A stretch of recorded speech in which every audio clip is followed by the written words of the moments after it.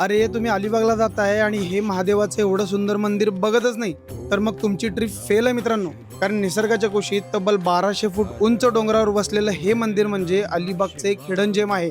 आता व्हिडिओ बघताय तर शेवटपर्यंत बघा, म्हणजे कसं पूर्ण माहिती मिळेल. अलिबाग पासून फक्त 10 किलोमीटर अंतरावर मापगाव गावाजवळ असलेलं हे प्राचीन कणकेश्वर महादेव मंदिर भाविकांसोबतच ट्रेकर्स आणि निसर्गप्रेमींसाठी एक खास आकर्षण आहे. मंदिर डोंगरावर असल्यामुळे वर जायला जवळपास 650 पायऱ्या आहेत आणि या पायऱ्या चढताना जे नजारे तुम्हाला दिसतील ना, आहा, एकच नंबर. बघून तुम्ही निसर्गाच्या प्रेमात पडणार हे मात्र नक्की.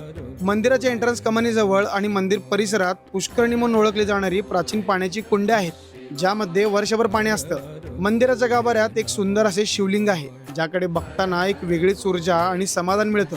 सर्वात महत्त्वाचं म्हणजे इकडे जास्त गर्दी नसते, त्यामुळे तुम्ही कधीही गेलात तर आरामात दर्शन करू शकता. सध्या पावसाळा सुरू आहे, त्यामुळे इथली हिरवाई, धुकं आणि थंडगार क्लायमेट इतकं भारी आहे की काय सांगू. म्हणून म्हणतोय की अलिबागला गेल्यावर फक्त बीचेस बघू नका, हे महादेवाचं कणकेश्वर मंदिर नक्की बघा. मी असेच माहितीवाले व्हिडिओ माझ्या पेजवर अपलोड करत असतो, त्यामुळे व्हिडिओ आवडला असेल तर सेव्ह करून तुमच्या मित्रांना पाठवा आणि विचारा त्यांना कधी जायचं ते.